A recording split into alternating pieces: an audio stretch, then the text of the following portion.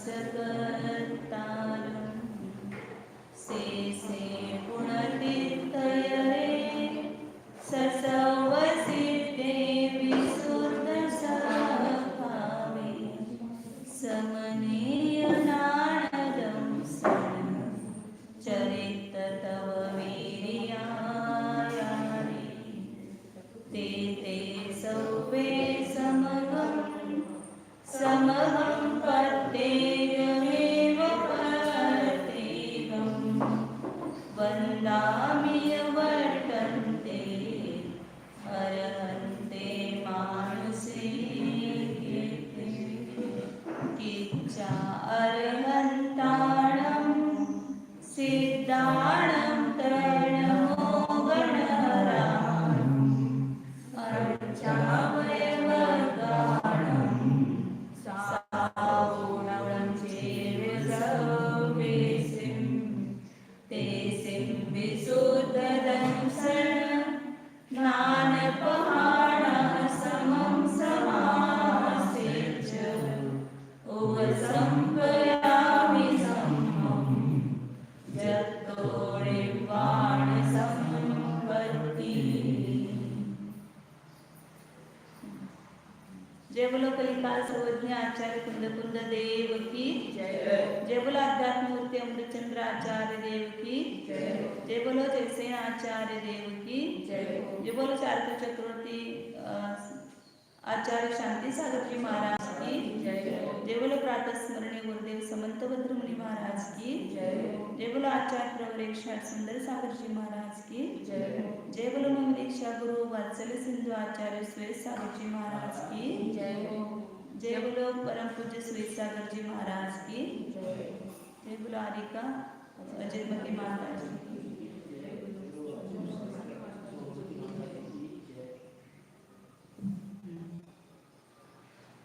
प्रकरण चल रहा है कि जो शुद्धोपयोग से स्वयं परमात्मा हुए हैं उनको इंद्रियों के बिना ज्ञान और आनंद कैसे होता है। गाथा एक बार पढ़ते थे जैसे नाचार्य की टीका पढ़ेंगे। पक्कीन घालिकम्मो अनंतवर वीर्यो अनियतेजो जातो अदिन्द्रियोऽसो नानं सौखं च परिणमति। प्रक्षीण घाती कर्म भगवान जो है अनंत उत्कृष्ट वीर्य जिनका है और अधिक तेज जिनका है ऐसे अतीन्द्रिय होकर के वे ज्ञान और सुख रूप से परिणमन करते हैं। ऐसा यहाँ पर गाथा में अपन कल खुलासा देखा है। जैसे नाचर की टीका पढ़ते हैं उसके बाद अस्य आत्मनः निर्विकार स्वसंवेदन लक्षण शुद्धोपयोग प्रभावात् सर्वज्ञत्वे सति इंद्रियैः विना कथं ज्ञानानन्दो इति कष्टे प्रत्युत्तरं ददाति। अब इस आत्मा के निर्विकार स्वसंवेदन जिसका लक्षण है ऐसे शुद्धोपयोग के प्रभाव से सर्वज्ञत्व किसके प्रभाव से हुआ है तो निर्विकार स्वसंवेदन जिसका लक्षण है मतलब अपने आत्मा का राग द्वेष मोह आदि विकारी भावों से रहित शुद्ध आत्मा का वेदन करना ये शुद्धोपयोग का लक्षण है। शुद्धोपयोग मतलब दूसरा कुछ नहीं है। वो शुद्धोपयोग के प्रभाव से ही क्या हुए हैं सर्वज्ञ हुए हैं और सर्वज्ञता होने पर इंद्रियों के बिना ही अब सर्वज्ञ हुए तो वहाँ पर उनको इंद्रिया नहीं है फिर बिना इंद्रियों के उनको ज्ञान और आनंद कैसे होता है क्योंकि वहाँ पर भावेंद्रिय जो है वो नष्ट हुई है। द्रव्येंद्रिय है फिर भी इंद्रियों के द्वारा जानते नहीं है तो बिना इंद्रियों के ज्ञान और आनंद कैसे होता है ऐसा पूछने पर आगे उत्तर देते हैं। ज्ञानादि अनंत चतुष्टय स्वरूप परमात्मा द्रव्य भावना लक्षण शुद्धोपयोग बलेन प्रक्षीण ख्याति कर्मा सन अनंत वर विग्रह। कैसे है ज्ञानादि अनंत चतुष्टय स्वरूप परमात्मा द्रव्य जो परमात्मा हुए हैं उनका स्वरूप क्या है ज्ञानादि अनंत। अरे अनंत को देखना है तो कैसे देखना है अनंत को? ये जो बाहर बैठे हुए ऐसे शरीर दिख रहे हैं वो अनंत है क्या? उनकी शांत मूर्ति दिख रही है वो अनंत है क्या? तो बाहर से जो दिखाई दे रहा है वो शरीर वो परमात्मा नहीं है। तो भीतर जो अनंत ज्ञान, अनंत दर्शन, अनंत सुख, अनंत वीर्य रूप जो स्वरूप है वही परमात्मा है। तो ज्ञानादि अनंत अनंत चतुष्टय स्वरूप, इसलिए कहा ये सब आत्मा की अवस्थाएं है, शरीर की अवस्थाएं नहीं है। अत्यंत सिद्ध आचार्य उपाध्याय साधु, ये सब आत्मा की अवस्था है। तो आत्मा जब अनंत चतुष्टय स्वरूप से परिणमन करता है तब उस आत्मा को ही परमात्मा कहते हैं। आत्मा के तीन भेद के ना, बहिरात्मा, अंतरात्मा और परमात्मा। तो आत्मा ही परमात्मा होता है। तो उस परमात्मा द्रव्य की भावना जिसका लक्षण ऐसा शुद्धोपयोग। शुद्धोपयोग का लक्षण क्या है? तो परमात्मा की भावना करना। बहुत लोग ऐसा बोलते हैं कि भावना और शुद्धोपयोग में अंतर है, लेकिन जैसे आचार्य की टीका में सब जगह देखेंगे शुद्धात्मा भावना और शुद्धोपयोग इन दोनों का पर्यायवाची उपयोग किया है। शुद्धोपयोग का ही लक्षण बताया, उस ऐसे ज्ञानादि अनंत स्वरूप परमात्मा द्रव्य की भावना करना, मतलब मैं एक चैतन्य स्वरूप आत्मा हूँ, ऐसे शुद्ध आत्मा की भावना करना, ये क्या है? शुद्धोपयोग है। और उस शुद्धोपयोग के बल से क्या किया उन्होंने? संपूर्ण घाती कर्म का नाश कर दिया 12वें स्थान में। तब उनको क्या प्रकट हुआ? अनंत वर वीर्य। घाती कर्म का क्षय होते ही अनंत वीर्य मतलब शक्ति प्रकट होती है। पुनः ये भावना करने से क्या तात्पर्य? शुद्धोपयोग मतलब क्या है कि परमात्मा द्रव्य की भावना करना, मतलब मैं परमात्मा स्वरूप हूँ, जो परात्मा है वही मैं हूँ। ऐसा चिंतन करना। हाँ, ऐसा चिंतन करना। हाँ बराबर, ऐसा ऐसी भावना। पुनः अपि किं विशिष्ट अधिक तेजः अत्र तेज शब्देन केवल ज्ञान दर्शन द्वयं ग्राह्यम्। पुनः कैसे है? किस प्रकार के हैं? तो जिनका अधिक तेज है। तो यहाँ तेज शब्द से क्या लेना? तेज मतलब शरीर का तेज नहीं, तो ये केवल ज्ञान और केवल दर्शन ये क्या है? तेज है। करोड़ों सूर्य से सूर्य जितने पदार्थों को प्रकाशित करता है उससे अनंत गुना ये तेज है, क्योंकि इनका प्रकाश कहाँ कितना है? 3 लोक और 3 काल में सब जगह प्रकाश करने वाले हैं। ऐसे केवल ज्ञान केवल दर्शन रूपी तेज से अधिक है। सर पूर्वोक्त लक्षण आत्मा जातः संजातः कथम होता अनिंद्रिय इंद्रिय विषय व्यापार रहता। पूर्व में जिसका लक्षण बताया है ऐसा आत्मा हो गया।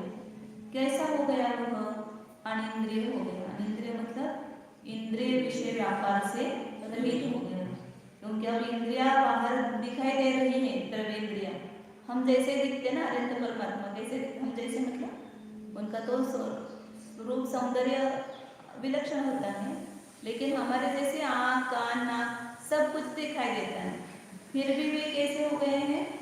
विषय का व्यापार नहीं है, तो उनकी करने की जरूरत नहीं ना। संपूर्ण केवल ज्ञान के द्वारा जब सब कुछ जान लिया है, अब कुछ जानना बाकी नहीं है, तो इंद्रियों का विषय व्यापार करने की वहाँ पर जरूरत ही नहीं, आवश्यकता ही नहीं है। और इंद्रियों के द्वारा कुछ विषयों का सेवन करना ही नहीं है, तो इंद्रिय विषय व्यापार से रहित हुए हैं, कुछ इच्छा भी रही नहीं है।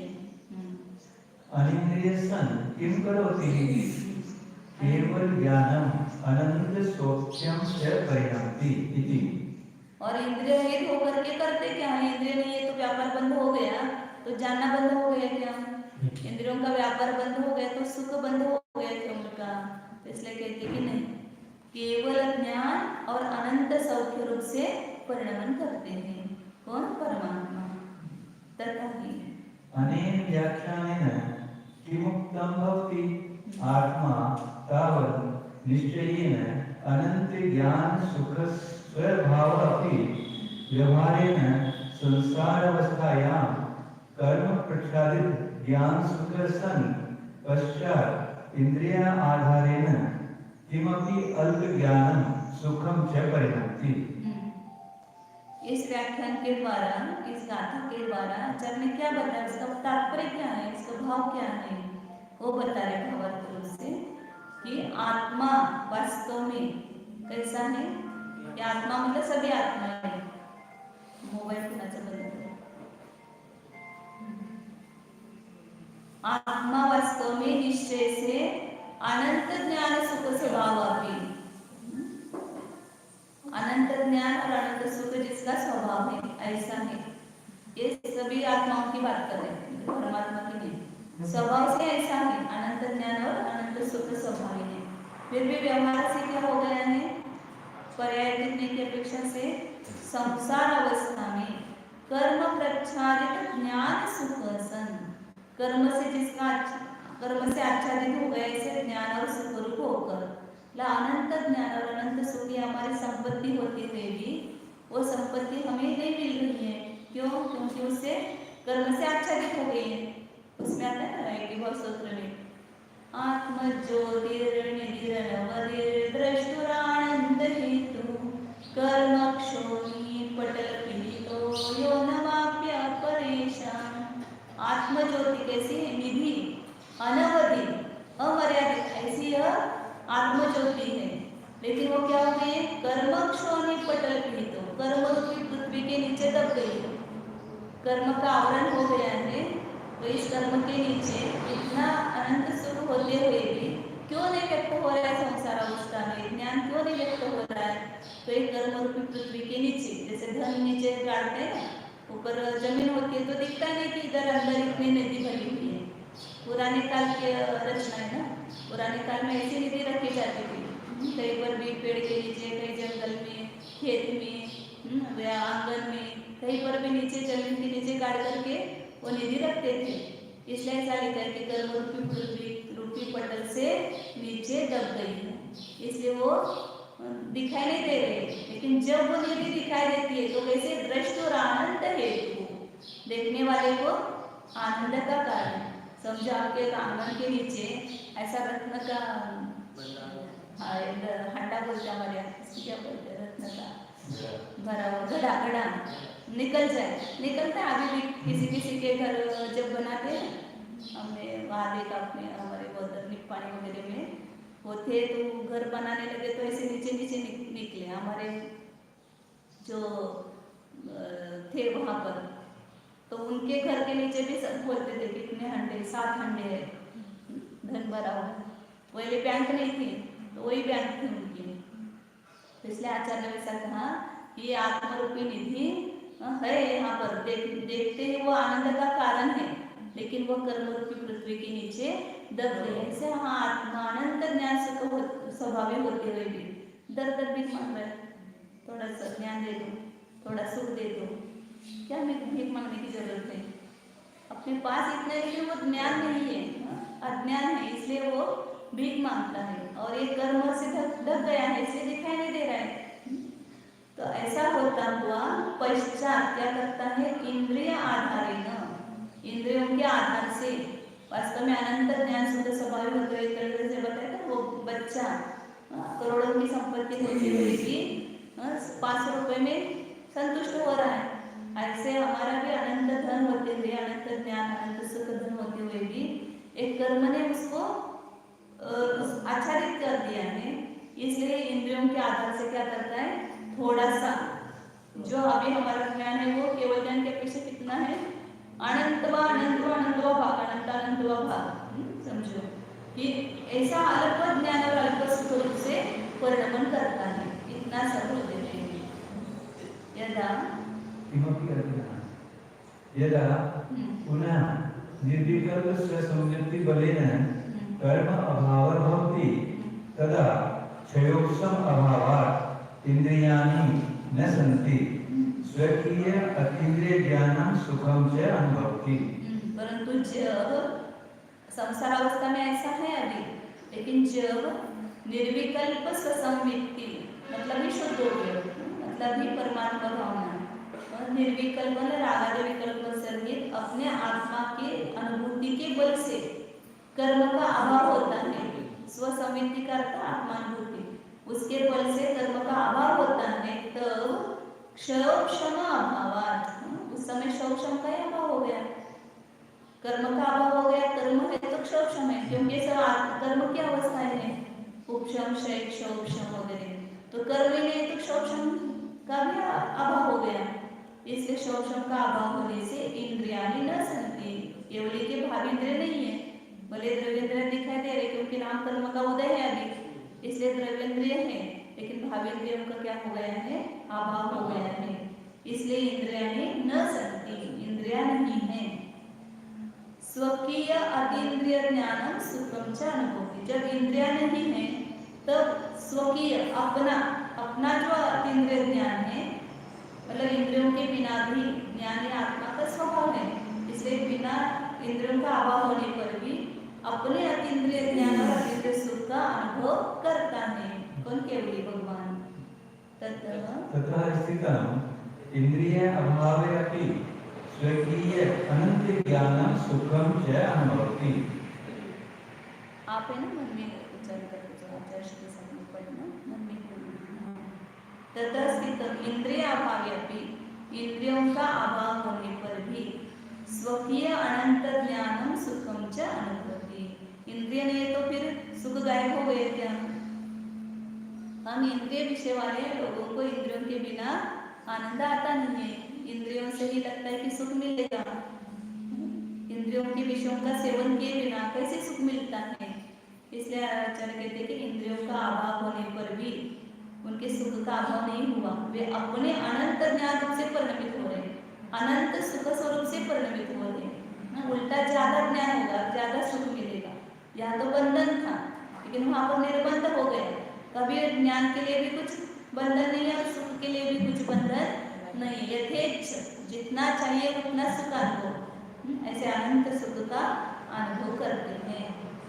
तदपि कस्मात् स्वभावस्य स्वरपेक्षा नास्ति इति अभिप्रायः। वह भी कैसे हैं? तो अनंत इंद्रियों का अभाव होने पर भी अनंत ज्ञान और अनंत सुख का अनुभव कैसे करता है? तो कहते कि स्वभावस्य, स्वभाव के लिए पर की अपेक्षा नहीं होती है। जो स्वयं स्वभाव है उसके लिए दूसरे की अपेक्षा क्या है? यदि समझो आप में कोई गुण है और आपको कोई उपदेश देने लगे तो आप क्या बोलेंगे? या हमको क्या बताने की जरूरत है, हम खुद जानते हैं, हमको पता है, आप क्या सिखा रहे हैं हमको? तो आत्मा का स्वभाव है ज्ञान और आनंद। तो इंद्रियों का अभाव हुआ तो क्या हुआ? हमारा ज्ञान और सुख दूसरों की अपेक्षा रखता, इतनी बड़ा सिद्धांत बताया। हम क्यों रो रहे हैं रोज? दूसरों से सुख की अपेक्षा करते हैं। दूसरे अपने को अच्छा कहेंगे तो मुझे सुख होगा, दूसरे मुझे कुछ बोलेंगे तो मुझे दुख होता है। तो ये सब अपना सुख और अपना ज्ञान हमने दूसरों के अधीन बना दिया है। इंद्रियों के अधीन एक तो या तो विषय के अधीन या कर्म के अधीन, मतलब जैसे कर्म का उदय, पुण्य कर्म का उदय होगा तब मुझे सुख होगा। तो ये सुख और ज्ञान के लिए दूसरे की अपेक्षा नहीं है, इसलिए वहाँ इंद्रियों का अभाव होने पर भी केवल भगवान अनंत ज्ञान और अनंत सुख रूप से परिणमित होते हैं। आगे अब 20 नंबर की गाथा है, पहले हम शंकराचार्य की उत्थान का पढ़ते हैं। अत्र अतीन्द्रियत्वात् एव शुद्धात्मनः शारीरं सुख दुःखं नास्ति इति विभावयति। अब आगे आप बताते हैं कि इसी हेतु से अतीन्द्रियत्वात् एव, अतीन्द्रियपना होने से ही, माने इंद्रिय रहित होने से शुद्धात्मा की शारीरिक सुख दुख नहीं है। जो शारीरिक सुख दुख है किस कारण से है? इंद्रियों के कारण से है। इंद्रियां हमको पीड़ा देती हैं, भूख लगती है, कर्मेंद्रिय जो है वो शब्द मांगती है, रसनेंद्रिय रस मांगती है, उसके लिए हमको दुख होता है ना। जब तक नहीं मिलता है विषय तब तक आकुलता ही रहती है। अब खाने की इच्छा हुई कुछ चीज, जब तक वो बना करके खाएंगे नहीं, या जब कोई ला के देगा नहीं, तब तक क्या रहता है? आकुलता। और जब मिल गई चीज ये फिर अपने को लगता है सुख हो गया। तो वो सुख भी किसके अधीन हो गया? वही इंद्रियों के कारण हो गए ना, इंद्रियों के कारण ही दुख है और इंद्रियों के कारण ही वहां पर, इसलिए सुख का अर्थ ही कहा कि जो इंद्रियों को सुहावना लगता है उसको सांसारिक सुख कहते हैं, इंद्रिय सुख कहते हैं। वास्तव में वो सुख आत्मा का स्वभाव नहीं है, मतलब इंद्रियों के द्वारा सुख भोगना ही आत्मा का स्वभाव नहीं है।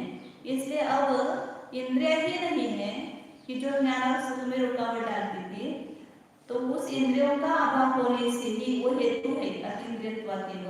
मतलब एक प्रतिज्ञा होगी क्या, शुद्धात्मा को शारीरिक सुख और दुख नहीं है। क्यों नहीं है? अतीन्द्रियत्वात्, अतीन्द्रियपना होने से, इंद्रिय नहीं है तो भूख नहीं लगती है, न प्यास लगती है, न इंद्रियों के द्वारा शीत उष्णता का अनुभव करता है, तो शारीरिक सुख दुख का ही अभाव हो गया। क्यों? क्योंकि अतीन्द्रियपना है। मतलब ये इसका तात्पर्य क्या हुआ, हमें इंद्रियां है इसलिए दुख है। और कौन सी इंद्रिया? भाव इंद्रिया। ये द्रव्य भी तकलीफ नहीं देती है, अंदर बैठी हुई जो ज्ञानांतर्म का शोक भाव इंद्रिया है, उसके कारण हमको इंद्रियों के विषयों की इच्छा उत्पन्न होती है कि ये भोगू वो भोगू, ये अच्छा है ये बुरा है, इष्ट अनिष्ट सब विकल्प वहां पर उस भावेंद्रिय के साथ मोहनीय कर्म है। तो मोहनीय कर्म के कारण इच्छा उत्पन्न होती है और इष्ट अनिष्ट भाव होते हैं। तो ये शारीरिक सुख दुख इंद्रियों के कारण है और केवली के शुद्धात्मा के शारीरिक इंद्रिया ही नहीं है, इसलिए उनको शारीरिक सुख और दुख भी नहीं है। जैसे शुद्ध परमात्मा दो प्रकार के हैं, एक सकल परमात्मा और निकल परमात्मा। सकल परमात्मा मतलब अरिहंत, अरिहंतों को शरीर दिख रहा है, द्रव्येंद्रिया है, शरीर भी सहित है, लेकिन भावेंद्रियों का अभाव है, इसलिए उनको भी शारीरिक सुख दुख नहीं है।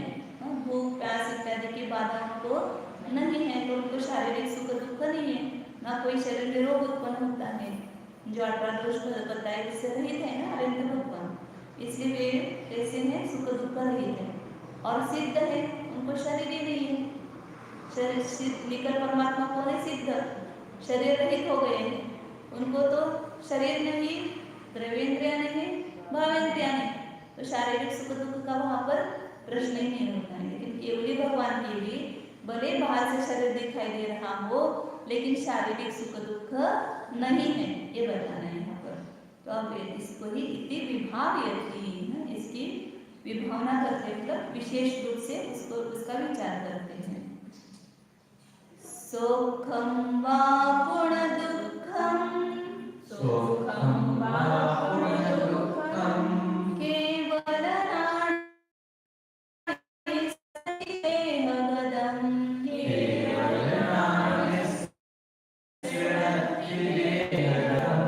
जम्मा अदिन्द्रियत्तं, जातं तं मारुतं नेयं,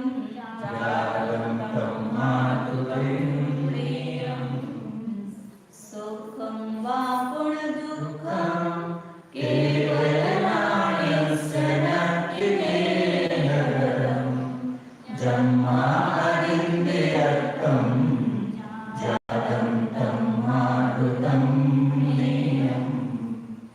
केवलनाणयस्य देहपदं सुखं वा गुण दुःखं नत्ति, केवल ज्ञानी के शरीरगत सुख अथवा दुख नहीं है, ये प्रतिज्ञा है। क्यों नहीं है शारीरिक सुख दुख? तो कहते कि जम्मा अतीन्द्रियत्वम, जिस कारण से अतीन्द्रियपना हो गया है, उस कारण से उनको शारीरिक सुख अथवा दुख नहीं है। तो अच्छा है कि नहीं? तो अतीन्द्रिय होना चाहिए, तो कहीं नष्ट होगा ना। एक एक शरीर का दुख कितना नष्ट है, अभी घुटना दुख रहा है, अभी पेट दुख रहा है, फिर कभी दुख रहा है, कभी भूख लग रही है, कभी प्यास लग रही है, कभी नींद आ रही है। एक एक शारीरिक दुख, कितने शारीरिक दुखों को मिटाएंगे तब आपको संतोष होगा, आपको सुख मिलेगा। ये तो रहेगा ही, जब तक इंद्रियां हैं तब तक ये दुख नहीं मिटेगा। ऐसे अतीन्द्रिय होने का पुरुषार्थ करना चाहिए। अतीन्द्रिय होने का पुरुषार्थ मतलब ही अतीन्द्रिय ज्ञान के द्वारा अतीन्द्रिय ज्ञान स्वरूप अपनी शुद्धात्मा की भावना करना, ये उसका अतीन्द्रिय होने का उपाय है। अभी भी हम जब शुद्ध आत्मा को जानते हैं तो इंद्रियों के अवलंबन से नहीं जान सकते हैं, तो इंद्रियों का अवलंबन छोड़कर ही उसको जानते हैं। और जब ऐसे पुरुषार्थ करते रहेंगे, इस अतीन्द्रिय ज्ञान से अतीन्द्रिय आत्मा को जानते रहेंगे, तो एक न एक दिन हम भी अतीन्द्रिय होंगे। अब आगे टीका पढ़ते हैं। यतः एव शुद्धात्मनः जात वेदस्यैव कालयस् गौर उत्कीलित उद्गल अशेष विलास विकल्पः न अस्ति इंद्रियग्रामः ततः एव घोर घन घात अभिघात परंपरा स्थानीय शरीरगतम सुख दुःखम न स्यात्।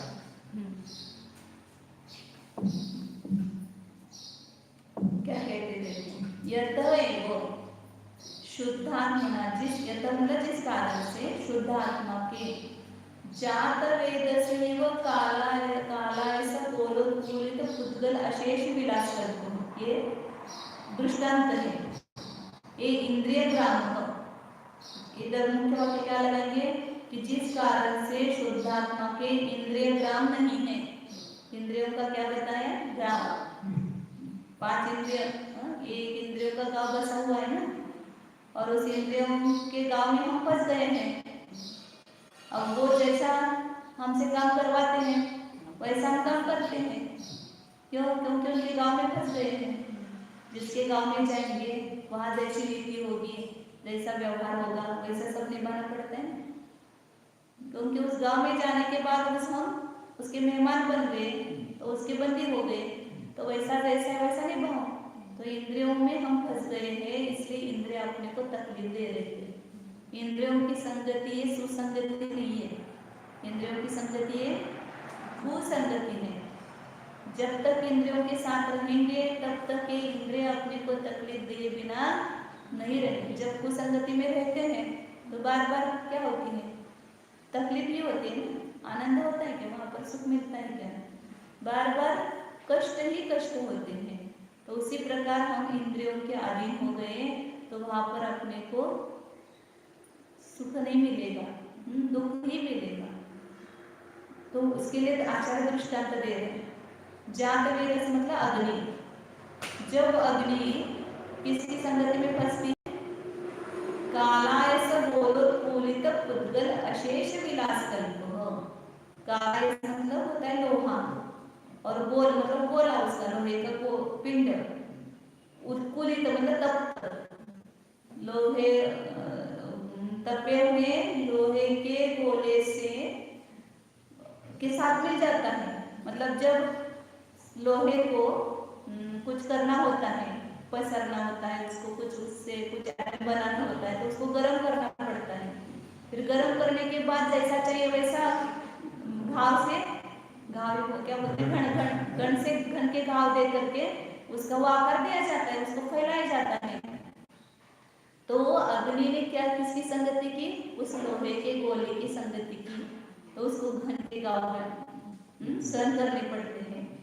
तो उसी प्रकार यहाँ पर ये जीव भी इस इंद्रियों का समूह कैसा है, उसके समान, उस लोहे के गोले में गए हुए इन अग्नि के समान। आत्मा हो गया अग्नि और लोहे का गोला हो गया इंद्रिय।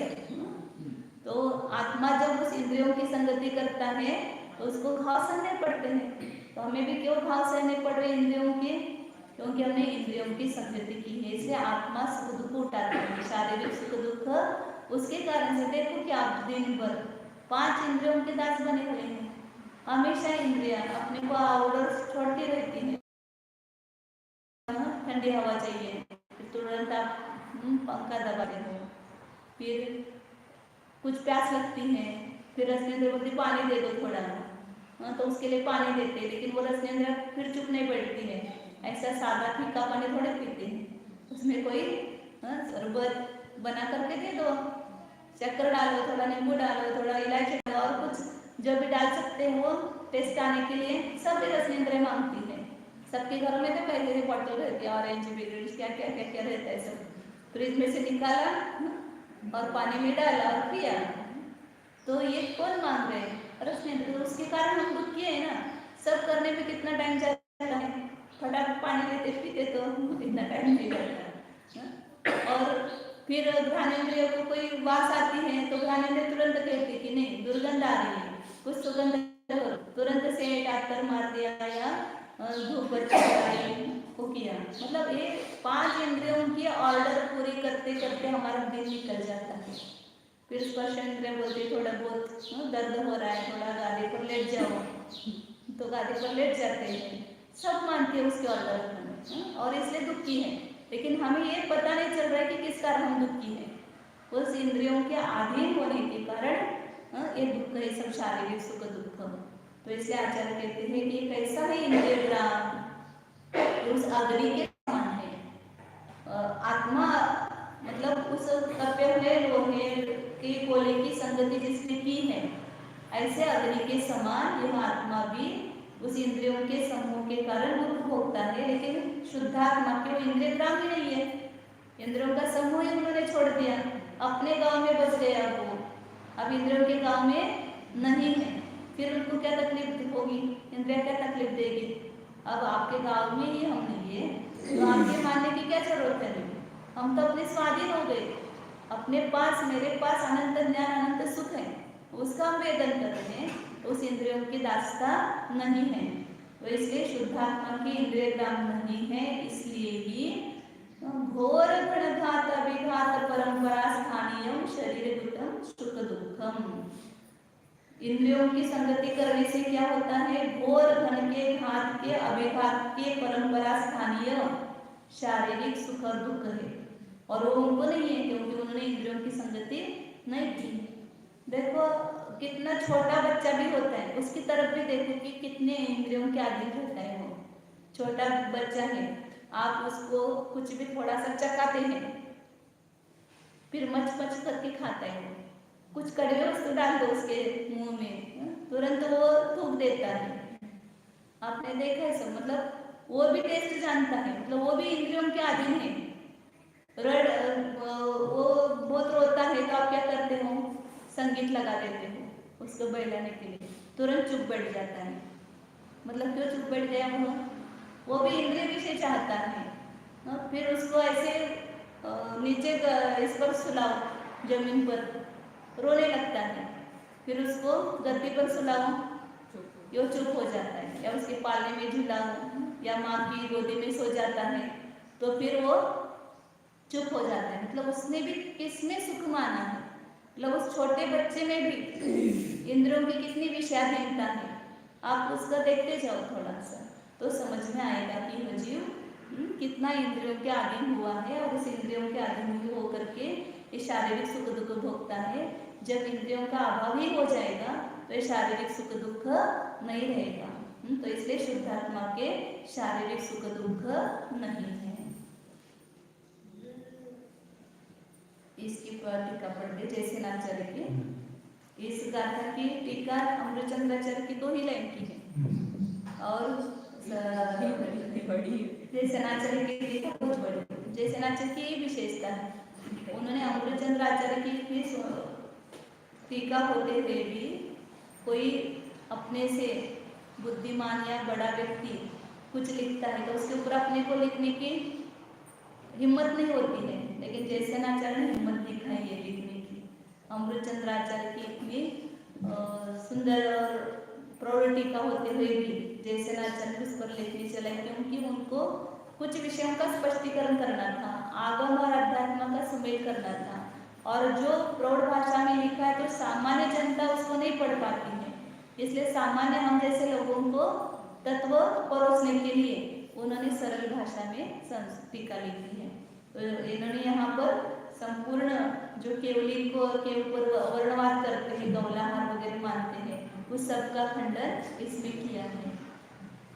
तो इसका अर्थ ऐसा नहीं कि अमृतचंद्राचार्य को मान्य था, तो लोग ऐसा अर्थ निकालते। उन्होंने खंडन नहीं किया, इन्होंने खंडन किया तो अमृतचंद्राचार्य को स्त्री मुक्ति मान्य थी, कौलार मान्य था, या कुछ भी श्वेतांबर थे, ऐसा भी कहने में हिचकिचाते हैं लोग। लेकिन ऐसा वर्णवाद अपने को भी आचार्यों के ऊपर नहीं करना चाहिए। किसी को कुछ बात का चिंतन होता है, किसी को किसी बात का चिंतन होता है। तो जैसे आचार्य को इस गाथा में वो चिंतन हुआ, शारीरिक सुख दुख नहीं है, तो जो लोग मानते हैं शारीरिक सुख दुख, तो इसलिए उसका खंडन करने के लिए उन्होंने बड़ी टीका लिखी है। सब पढ़ते हैं अपन जितनी हो सकती है।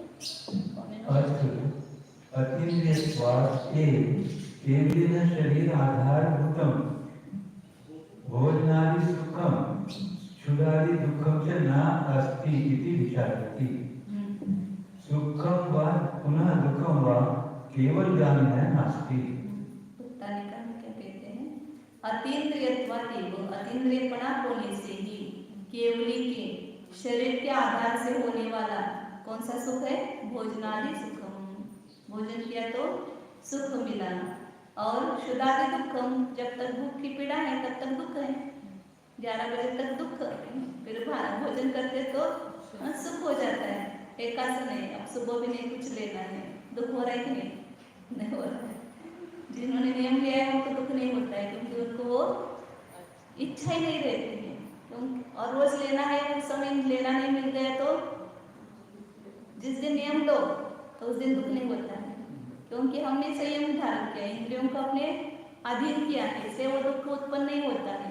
लेकिन जब इंद्रिया स्वाधीन नहीं रखते हैं, संयम नहीं लेते हैं, तो फिर दुख पीड़ा होती है। आज कुछ खाने को नहीं मिला, सुबह कुछ लेने को नहीं मिला, तो अंदर एक दुख का वेदन करता है। इसलिए कहते क्षुधादि का दुख और भोजनादि का सुख केवली के नहीं है, इसका विचार इस गाथा में करते हैं। केवलियों के सुख दुख नहीं है। सुखम वा पुनः दुःखम वा केवल ज्ञानेन नास्ति। कथं भूतं? देहे गतं देहे आधार जीवेन्द्रिय आदि समुत्पन्नं कवलाहार आदि सुखम असाता उदय जनितम क्षुधादि दुःखम च। जी, केवली के सुख दुख नहीं है। कौन सा सुख दुख नहीं है? देह शरीर के आधार से जीवेंद्रिय आदि से उत्पन्न हुआ, मुख्य जीवेंद्रिय से जीवेंद्रिय को लिखा आदि उसको कहा। सबसे बड़ा किसको विजय पाना कठिन है? स्पर्शेंद्रिय, रसनेंद्रिय, 2 इंद्रिय ऐसी कठिन है कि इन पर विजय पाना बहुत कठिन है। रसनेंद्रिय 2 में पर विजय पाना पड़ेगा। एक चखना और बकना, बोलने पर भी नियंत्रण होना चाहिए और खाने पर भी नियंत्रण होना चाहिए। दोनों के कारण हम बहुत त्रस्त हैं। तो इसलिए आचार्य कहते कि जीवेंद्रिय आदि जो से उत्पन्न हुआ, जो कौलाहार आदि सुख, कौल मतलब खास रूप आहार जो लेते उसको कौलाहार बोलते हैं, तो उसका जो सुख है, और आसाता उदय से जो क्षुधादि दुख है, जब आसाता का उदीर्णा होती है तो भूख लगती है, इसलिए आसाता के उदय से उत्पन्न हुआ जो क्षुधादि दुख आदि से सब लेना, क्षुधा, तृषा, शीत, उष्ण, ये सब बाधा रोग होता है और बहुत सारी पीड़ाएं होती है, तो इसका दुख होता है। कस्मात् नास्ति यस्मात् मोहादि घाति कर्म अभावे पंचेंद्रिय विषय व्यापार रहितत्वं जातम्। तस्मात् क्यों नहीं है उनको सुख दुख? जिस कारण से मोहादि घाती कर्म का अभाव होने पर, मोहनीय है तब तक इच्छा है, तब तक इंद्रियों का व्यापार है, और आशा की उदीर्णा होती है तब तक भूख लगती है। लेकिन मोहादि घाती कर्म का अभाव होने पर 5 इंद्रियों के विषयों के व्यापार से रहित हो गए हैं, इसलिए उनको ये सुख दुख नहीं है। तस्मात् अतीन्द्रियत्वात् हेतुः अतीन्द्रियम् एव तज्ज्ञानं सुखं च ज्ञेयम् इति। इसलिए अतीन्द्रियपना होने से ही अतीन्द्रिय ही ज्ञान और सुख है ऐसा जानना चाहिए। मतलब केवलियों को जो ज्ञान और सुख है वो कैसा है? अतीन्द्रिय ज्ञान और सुख है। तद्यथा लोहपिंड संसर्ग अभावात् अग्निः यथा घनघात पिट्टनं न लभते तथा अयम आत्मा अपि लोहपिंड स्थानीय इंद्रिय ग्राम अभावात् सांसारिक सुख दुःखं न अनुभवति इति अर्थः। क्या कि वही उदाहरण दिया, और जो चंद्राचार्य के इसमें दिया था वही सरल भाषा में बताया। वहाँ पर जैसे आउटपुट कठिन शब्द देखा बोलित, यहाँ सरल भाषा में देखी। लोह पिंड संसर्ग अभावात, लोहे के गोले की संगति अग्नि जब नहीं करती है तब घनघात पित्तन न लभते, फिर अग्नि को घन के घात क्यों सहना पड़ेगे? नहीं सहने पड़ते। जब लोहे में जाती तभी उसको वो घाव बैठते हैं, लेकिन जब लोहे में नहीं जाती, प्रवेश नहीं करती अग्नि, तो उसको वो घनघात पित्तन नहीं होता है। उसी प्रकार यह आत्मा भी लोह पिंड स्थानीय, लोह के गोले के स्थानीय कौन है? इंद्रियों का समूह, ग्राम मतलब समूह, 5 इंद्रिय से उसको समूह कहा। तो इन इंद्रियों के समूह का अभाव होने से सांसारिक सुख दुख का अनुभव नहीं करता है। इंद्रिय अपने को बहुत अच्छी लगती है, लेकिन ये है कपटी मित्र, जिसको बोलते हैं कपटी मित्र होता है कि ऊपर ऊपर से तो बहुत सुहावना अच्छी अच्छी बातें करेगा, लेकिन अंदर इतना मायाजाल भरा रहता है कि वो क्या करता है, अपने को थोड़ा सा सुख दिखा करके बहुत सारे अपने सुखों का घात करता है, मतलब नुकसान पहुंचाता है। इंद्रिय भी अपने को थोड़ा सा लालच दिखा रहे सुख का, लेकिन थोड़ा सा लालच दिखा करके क्या कर रहे हैं, वो अपने अनंत ज्ञान और अनंत सुख को घात कर रहा है, उसका नुकसान हो रहा है। तो ये लेकिन हमें ये समझ में नहीं आता है। इंद्रिया बहुत अच्छी है और मेरी इंद्रिया, तो उस इंद्रियों के प्रति ममत्व भाव, उसके कारण उसकी दोस्ती जो है, मैत्री है, वो हम छोड़ने के लिए तैयार नहीं। लेकिन जब तक इंद्रिया रहेगी, इंद्रियों के अधीन रहेंगे, तब तक ये शारीरिक सुख दुख अपने को सहना पड़ेगा। और यदि शारीरिक सुख दुख नहीं चाहिए तो इंद्रियों को छोड़ दो, इंद्रियों को छोड़ देंगे, इंद्रियों का अभाव हो जाएगा, तो नियम से हम शारीरिक सुख दुख से मुक्त हो जाएंगे, सब दोषों से मुक्त हो जाएंगे। इसलिए आचार्य कहते हैं कि जब शुद्ध आत्मा को इंद्रियों का अभाव हुआ तो शारीरिक सुख दुख का उनको सहना नहीं पड़ता है। कश्चित् आह केवलीनां भुक्तिः अस्ति औदारिक शरीर सद्भावात् असद्वेद्य कर्मोदय सद्भावात् वा। कोई ये कहता है जो अपने को जैन कहलाते हैं, ऐसे कोई जीव क्या करते हैं कि केवलियों को भुक्ति है, आहार है, केवली का उल्लाहार करते हैं। हम जैसे मुनिराज आहार लेते हैं ना, ऐसे महावीर भगवान भी जब केवली हुए तब भी उन्होंने आहार ग्रहण किया, ऐसा कहते हैं। तो कौलाहार मानते हैं केवलियों को, तो क्यों उसके लिए हेतु देते हैं, औदारिक शरीर सद्भाव।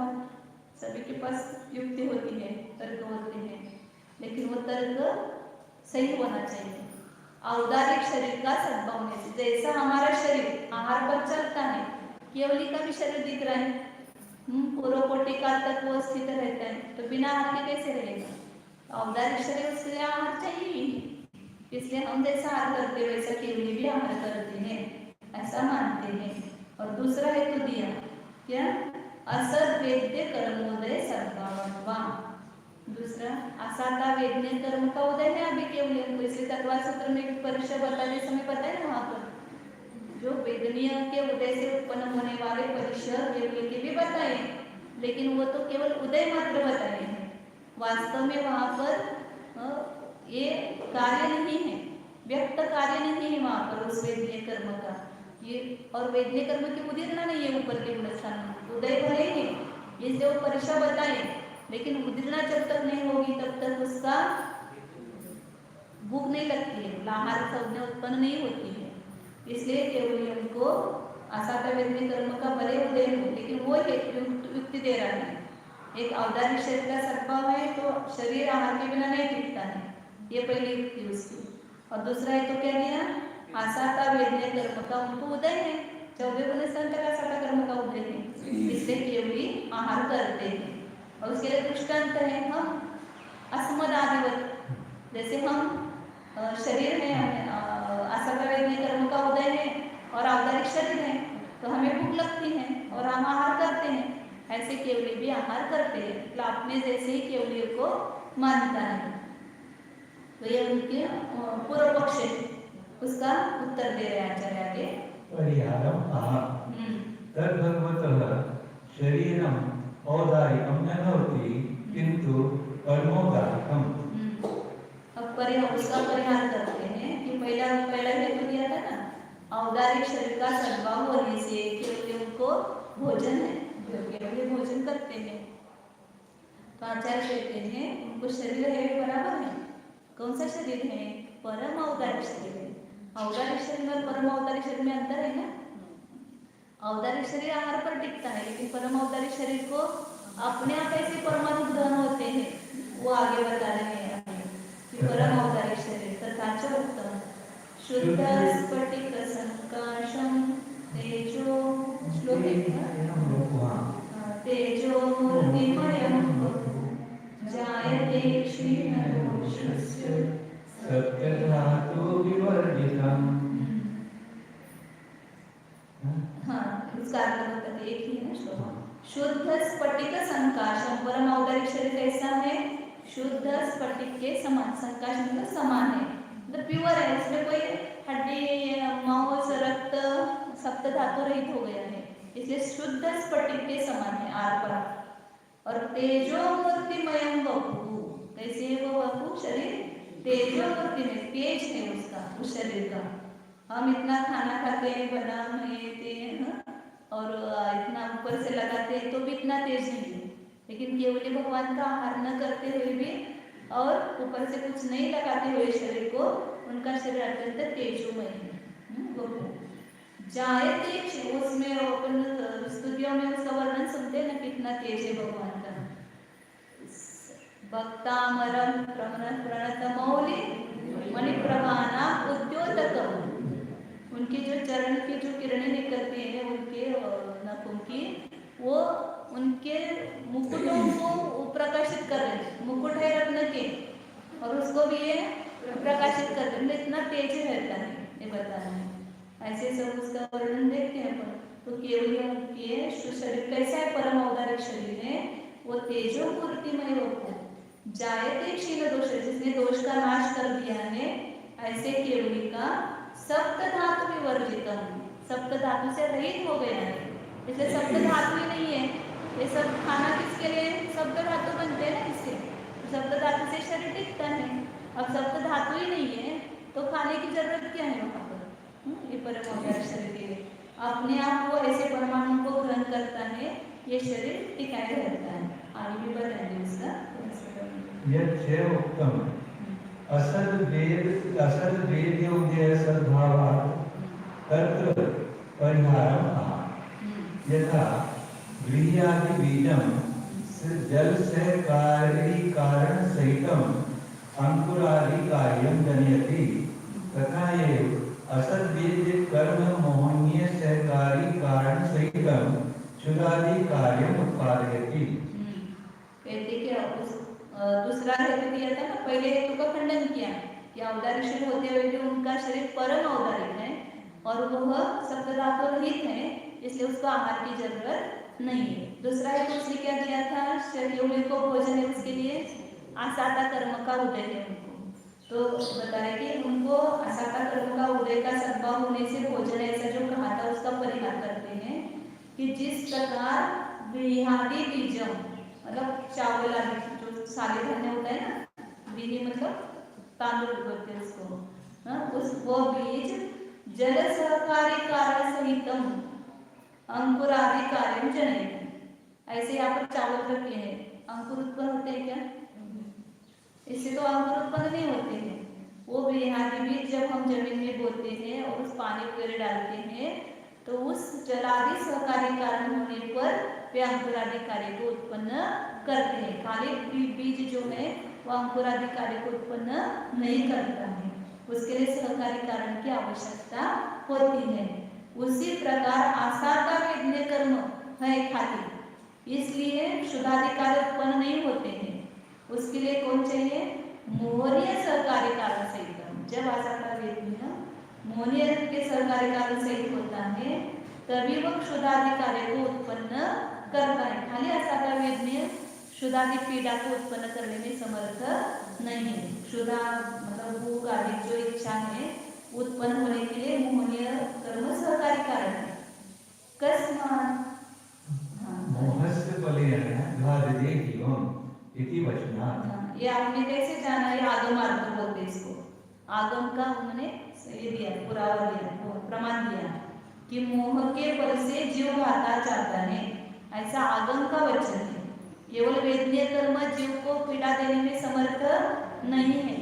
वेदनीय के साथ मोहनीय जब होता है, कोई कोई होते हैं ना, अपना मित्र साथ में है या राजा साथ में होता है, कुछ जो सेनापति अधिक है उनको बल मिलता है, राजा नहीं है तो फिर वो काम नहीं कर सकते हैं। इसी प्रकार आशा का वेदनीय मोहनी रूपी राजा हो साथ में तो ही सुख दुख देने में समर्थ है। यदि मोहनी कर्म नहीं है तो सुख दुख देने में समर्थ नहीं होता है। इसलिए दृष्टांत भी कितना अच्छा है आचार्य। मोहनी के सहकारी कारक सहित आशा का वेदनीय कर्म शुद्धादि कार्य को उत्पन्न करते। क्यों ऐसा? कहाँ से जाना? तो मोह के बल से जीव खाता जाता है, ऐसा आगम का वचन है। यदि पुनः मोह अभावे अपि क्षुधादि परिश्रमं जनयति तर्हि वध रोगादि परिश्रमम् अपि जनयतु न च तथा। तदपि कस्मात्? भुक्ति उपसर्ग उसका प्रमाण दिया है आगम का। भुक्ति उपसर्ग अभाव इति वचनात्। यदि पुनः मोह अभावे अपि, यदि आप कहेंगे कि मोह के अभाव में भी क्षुधादि परिश्रम उत्पन्न होते हैं, भले केवल को मोह का उदय नहीं है, फिर भी ऐसा था वेदिक कर्म के उदय से क्षुधादि परिश्रम उत्पन्न होते हैं, भूख आदि लगती है, ऐसा कहेंगे तो फिर उनको वध भी होना चाहिए, उनका घात भी होना चाहिए, रोग भी उत्पन्न होना चाहिए, ये भी परिश्रम होना चाहिए, क्योंकि ऐसा था वेदिक के उदय से ये भी होते हैं, तो उनको रोग आदि परिश्रम भी फिर उत्पन्न करे ऐसा था वेदिक कर्म। परंतु नक्षत्र था वह तो होता नहीं, उनका वध आदि होता नहीं है, रोग आदि को उत्पन्न होते नहीं है। वह भी कैसे जाना आपने? उनको नहीं होते ऐसा। भुक्ति उपसर्ग अभाव इति वचनात्। भुक्ति मतलब भोजन के उपसर्ग का अभाव होने से, केवल के भोजन का उपसर्ग नहीं है, इसलिए ऐसा वचन आगम में आया है। तो इसे जाना जाता है कि आशा का वेदनी का उदय होते हुए भी उनको भूख इत्यादि पीड़ा उत्पन्न नहीं होती है। अब आगे और भी दूषण दिखा रहे हैं, जैसे टाइम हो गए हैं तो अपन कर ले, क्योंकि ये पूरी नहीं होगी टीका, बड़ी है टीका, कल पूरी हो जाएगी।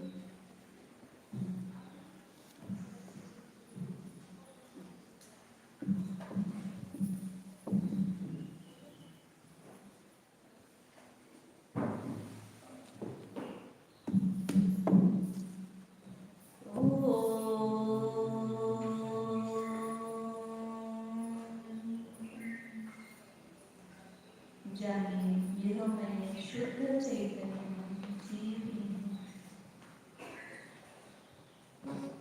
यह मैं ज्ञान दर्शन संपन्न हूँ।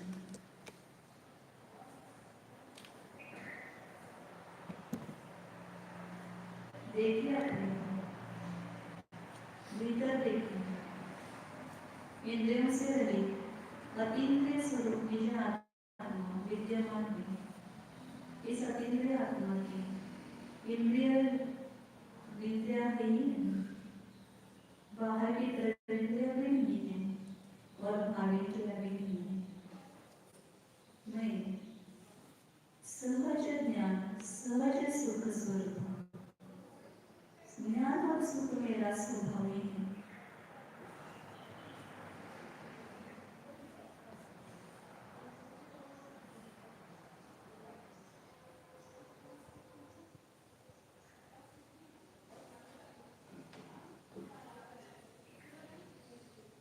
स्वाभाविक सुख संपन्न, विषयातीत सुख संपन्न,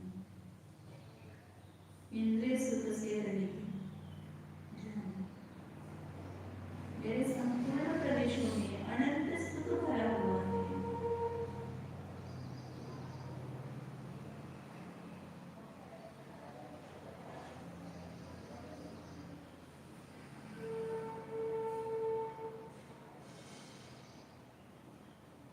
अनंत ज्ञान संपन्न स्वरूप